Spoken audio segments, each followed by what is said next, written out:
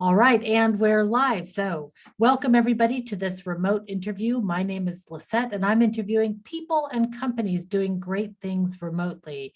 And today on the line, you will recognize my guest from almost exactly 1 year ago from when this podcast is being aired, Karin Reed. Welcome back to the podcast. Karin, I'll just explain, you are an on-camera communications expert. You are the CEO at Speaker Dynamics. And the last time you were here, you had written a book called Suddenly Virtual. This time you are here 1 year later because you have now written Suddenly Hybrid, the book that everybody is talking about. And I have to say that everybody needs. And for my opening question, I want to start actually with a quote from the book because I think that this is really interesting. So the quote says, "The early adopters of hybrid meetings appear to be engaging in less surface acting, fewer counterproductive meeting behaviors, and need less recovery time after the meeting. In other words, the hybrid meeting looks like a very effective option for meetings, and when done well, maybe even better than virtual or face-to-face." Now, to quote my 6-year-old niece, say what? Like, what? Like, we've all been arguing that hybrid meetings are horrible, but the data shows otherwise. Can you help us make sense of this? Yes, because we had to make sense of it too, Lisette. So if you talk to my co-author, Joe Allen, he will tell you he was the first one to say, what? How is this possible? So he gathered data from the same group of 1,000 people globally on how they were meeting and how they felt about meetings at 3 different really interesting touch points. The first was before the pandemic, like in October of 2019. Then he did it again after the pandemic started taking hold. So it was like May of 2020. And then he gathered it again in 2021. And he wanted to find out, okay, how are people gathering and how do they feel about the way they're gathering? And what he anticipated about the hybrid meeting was that it was going to be horrible. People would hate it. People would do it really poorly. And we were shocked to find out that the numbers told a completely different story, that hybrid meetings, when done well, and that's the big caveat here, you have to do best practices. When done well, they can be as satisfying. They have higher levels of participation. People do less bad stuff in the meetings themselves, like the monologuing, the surface acting, where you're pretending like you are okay, but inside you're saying, this is terrible. I feel awful. This is a stupid thing somebody's saying. And you require less recovery time between those meetings. So, for example, after you have a meeting, you really do need time to decompress adequately before starting the next. And what we found with hybrid meetings is that time did not have to be as long as you need it for other kinds of meetings. So we were as surprised as anybody to see this, but I thought it was exciting, for all of the people who traditionally, including ourselves, said, don't do them, they're too hard. If you just have some strategies in place, you can actually get a lot out of it. And plus, as you know, everybody's calling for flexible work options, and hybrid meetings have to happen. It's the only way to connect people whenever some are in the office and some are located elsewhere. You could send everybody off to Zoom, and have them be in their own individual boxes, but we're missing out on an opportunity there because people are social beings. They want to be amongst each other. So if you can capture any of that energy, even for a portion of the group, there's a lot of value in that. So it adds to that whole concept of we want to be flexible, but we also want to be with some people sometimes. So how can we make all of those dynamics fit together? A hybrid meeting is the answer. So in your book, you talk about the different meeting modalities, basically saying, like when you're in a room together with each other, you're all looking at each other. But then when we bring in the virtual people, you've got some people looking at virtual things, tracking the in the room things. And in your book, you say the real challenge is tracking people against all the modalities. Right. How do we begin to understand how to do that? What are some of the advice? I mean, I know I'm not going to give the whole book away in this interview. We won't give all the tips away, but what are some of the things that people can do to start really understanding how to track against these different modalities? I think the key thing is having an awareness of who all is in the meeting. And it's not just the people that you can reach out and touch in the conference room. You have to know who is present and ensure that there is presence for all. So it's, you know, to think about your presence whenever you're in the meeting room itself, you know, because you're there, you know, you are fully represented. If you are joining virtually, you have to have some way so that you are seen and heard. So you have to have that presence be known by, for example, having a large monitor, you know, in the meeting room itself, so that the people who are attending remotely can be visually represented appropriately. You know, sticking a laptop at the end of a conference room table and opening it up and clicking on a meeting link is not adequate representation. People will not be able to fully participate. So it's having that awareness and then ensuring that you have the technology to support it so that people know who all is in the meeting room. It also requires a change of your mindset, you know, always kind of pushing towards or away from that in-room bias that is only natural to have. You always have to keep top of mind. There are other people here rather than just the people I can, you know, reach out and touch. You have to always be having policies in place to better ensure that those who are joining remotely feel equally as valued, can participate as fully, and feel like, you know, they are still present and important in that meeting. So that requires action on the part of the leader as well as action on the part of the attendees. Where do you think people get hybrid meetings most wrong? Is it in the infrastructure, like the tooling, or is it in the facilitation of the meeting, or the design, Both. or all? Yeah, all of the above. Well, I think Okay. that the biggest challenge is people don't go into it with intention. They think that it will just happen organically, and that is most definitely not the case. You know, whenever you are in this situation, you have so much more to consider, just in terms of pulling out that participation. So, you know, from a facilitation standpoint, you know this as well as anyone, you have to be so much more proactive in this setting. If you are a meeting leader and you like to have just kind of the free for all exchange of ideas, that is not going to work, because what will happen is the people in the meeting room can dominate the conversation, and those who are joining remotely won't be able to get a word in edgewise. It will not be equal. You will not have what we like to call meeting equity. So a policy to put in place, for example, if you are a meeting leader, is whatever topic we are going to be discussing, we're going to open it up by turning to the remote attendees and letting remote speak first. Because what that does is it gives them an opportunity to weigh in, but it also raises the collective awareness of everyone of who is actually in the meeting. So you don't have that situation where people start talking in the meeting room and then they're like, oh yeah, Joe, yeah, he's here too. We just forgot about him, because that is a big danger. So that is, you know, one thing that you can try.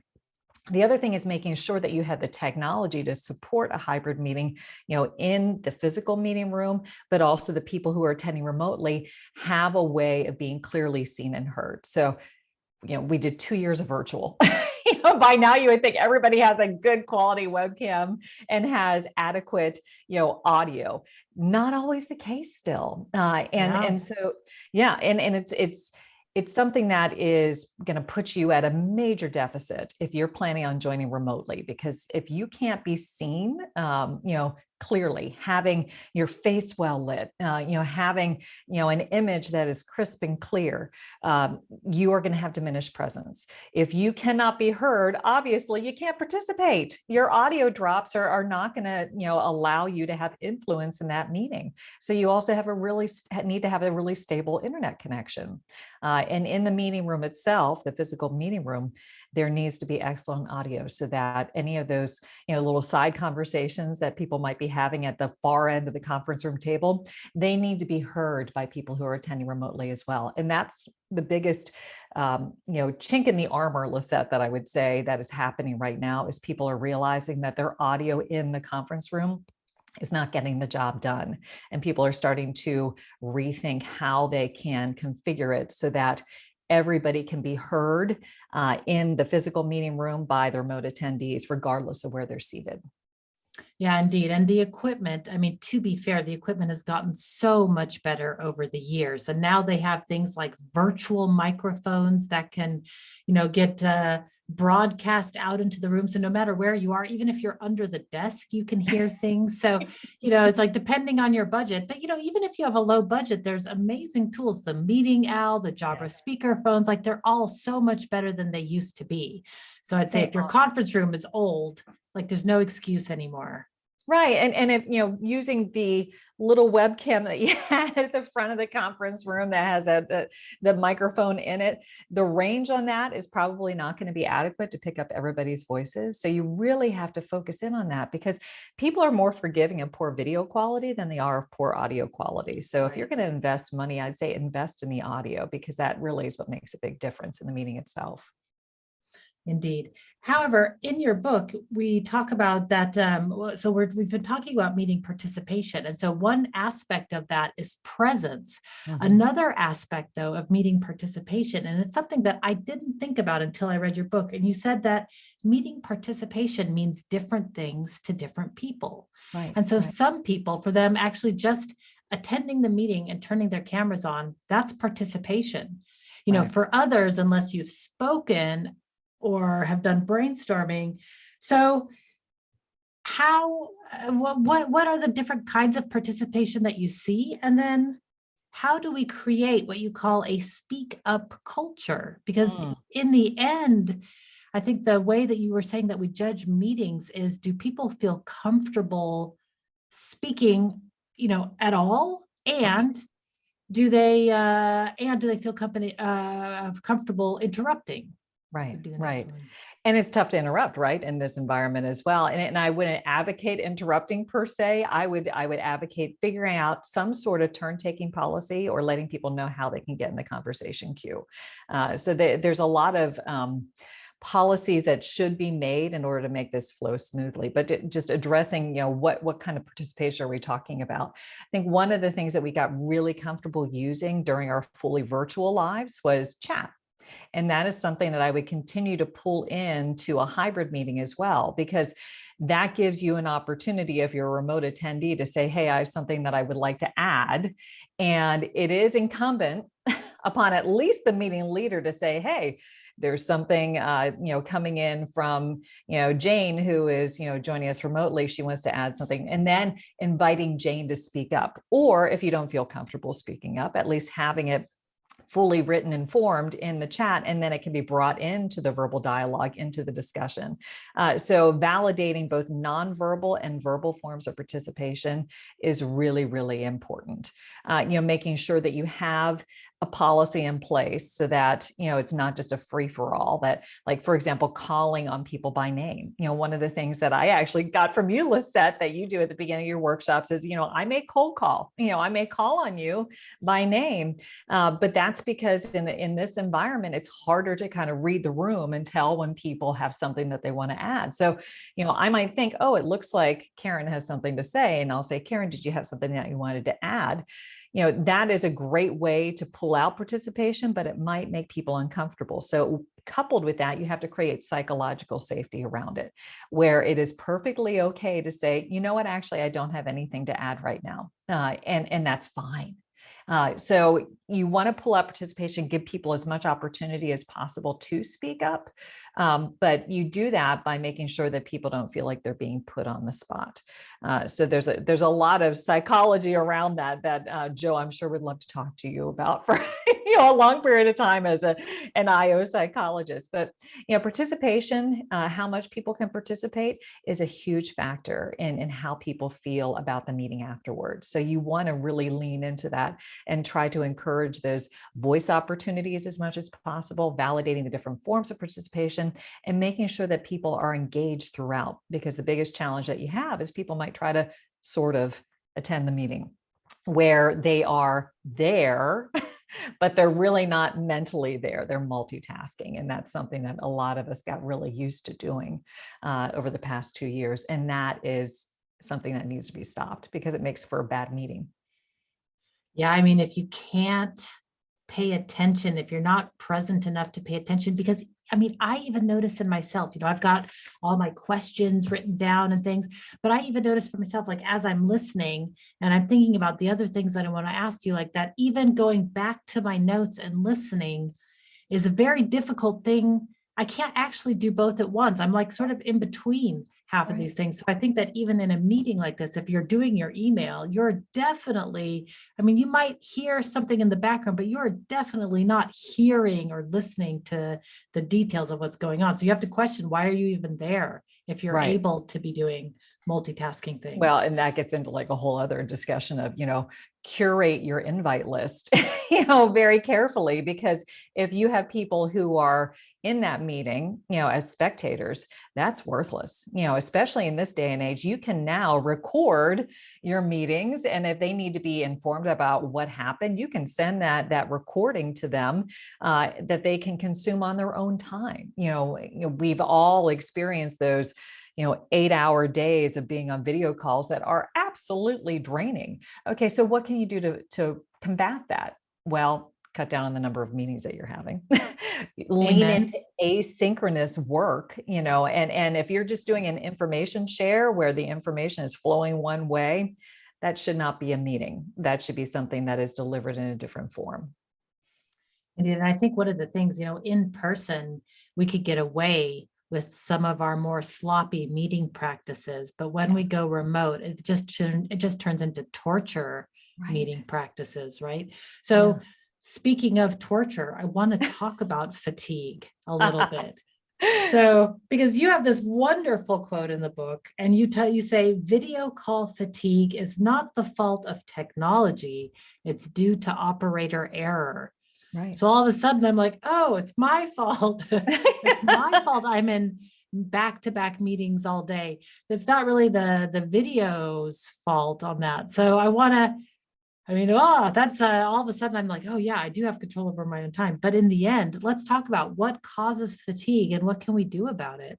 Well, I think any sort of meeting that you are in, or series of meetings that you're in all day, is fatiguing, regardless of whether it's video or not. So I think what we talk about is just the meeting explosion that happened as a result of the pandemic, where Yeah. every touch point became a calendar invite with a block of, half hour to hour long meetings that just ate up our entire day. And we had very little time in between. There was this creation of, the 5-minute late syndrome where everybody's like, yeah, my meeting ran over. And then it just, kind of perpetuates itself during the day. So there were just plain and simple too many meetings. And people wanted to use video. I advocate that, obviously, for the right kind of meetings. But you have to kind of push back against that and think, okay, when is it really imperative that we have video on, and when can we turn it off? So would you like to talk about that? Oh, yes. Oh, yes.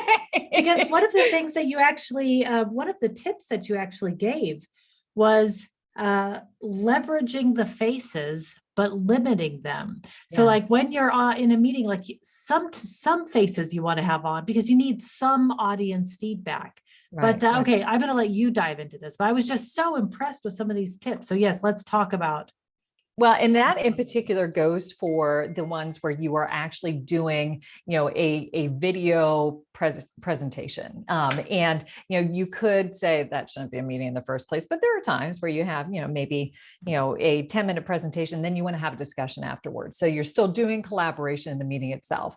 But if you are in that scenario, you may not want to have, 20 faces on the screen as you are delivering, but you want to have some, because any presenter knows that you're trying to adjust your delivery based upon the feedback that you're receiving from your audience. And those head nods that you get, like, they're really, really valuable as a presenter, because then okay, people are listening, I'm connecting, I'm going to keep doing what I'm doing. So having some people who are designated to be camera on people for that particular time can be really, really helpful. So that's kind of that situation. If you are in a meeting with, say like an all hands meeting, and they don't want to do it in an asynchronous fashion, and they don't want to record it, there's really not any value of having like 100 people on the screen. That just Yeah. becomes distracting because you can't read the nonverbals. It's just a mess. So that's a situation where I would also say, pick a couple of people who can be your designated on-camera people. The time when it is really important to have video on there is whenever you're talking about something that has a lot of emotional heft, that requires a decision to be made based upon input from all the people in the room. The meeting should be small enough that you are easily able to read the nonverbals of the people on the screen. So like if you're scooting through multiple pages of the people, then that meeting's too big in the first place. The ideal that Joe talks about is between 5 to 7 people in a decision-making meeting. So you should be able to pick up on those nonverbals very quickly. And if you don't have the video on, it can be really difficult for people to read the intent of the message that you're delivering, and for you to read the impact of the message that you're delivering based on, what sort of, body language they are displaying. So that video component is critical if you've got something that is decision-making, if you want to collaborate, if there's a lot of emotional heft to what you're discussing. And when would you turn the video off? Whenever here's an example. Say that you have known somebody a long time and you're just kind of doing a regular check-in call. You can turn your video off because you can fill in the blanks. So for example, say that, somebody has a really sarcastic personality and, they say something funny, that they are probably rolling their eyes as they're saying it. You don't need to see it because you're already filling that in. So if you have a long-standing relationship with people and it's not something that requires you to really kind of read their facial expressions, then you're fine keeping it off. But the one thing I would be cognizant of is, do you have anybody in that meeting who's new? So there's been obviously a lot of turnover as of late in various organizations. And say that you have a new person on your team, you don't want to put them at a disadvantage by having your video off because it's really hard to connect with that disembodied voice. You want to have your video on out of respect for them so that they can start, forming those mental images that are already implanted in your own mind of your coworkers, but they don't have yet. Right. That's great because indeed, if somebody you know really well, like if I'm talking to my husband, I can see him in my mind, right? Like I already know when he's rolling his eyes or making fun of me, right? But when you don't know people that well, then you really need that extra input. And one thing that I've seen a lot of, I live next to a really big walking area, like a huge park. And I see a lot of people with headsets walking through the park, talking with people, like having a walking meeting with people. And I'm all for that. Like, let's get creative about how we're designing our meetings. And really I think the bottom line behind all of this is being more intentional and deliberate about how we are using this time. It's a new medium, and hybrid should be thought of as a new medium. So we can't just do the same old thing. And in fact, I would argue we can't just do the same old thing we were doing in in-person meetings either, because truth be told, it wasn't working to begin with. It's just we got by, right? It's harder. And I think you hit the nail on the head, Lisette, when you said it's harder to make up for the mistakes in a hybrid setting. So you have to be more intentional as you design the meeting and more intentional in your meeting processes when you're in them. So we're running out of time, but I've got a couple more questions that I would really like to ask you. And that is, there's the phenomenon FOMO, the fear of missing out. But online and in hybrid meetings, we've got the fear of speaking up. And I know we've talked a little bit about how to create sort of a speak up culture, but I want to dive a little bit more into what's behind the fear of speaking up and maybe what we as meeting facilitators can do to ensure that people are comfortable speaking up. Yeah, I think it's all about that psychological safety that we mentioned, Lisette, making sure that people understand that, whenever you are asked for your input, it's not a matter of saying, oh, okay, now we're going to make you feel uncomfortable and you better have something that is valuable to add. It's giving people permission to say pass and knowing that it's just a matter of ensuring that nobody's overlooked.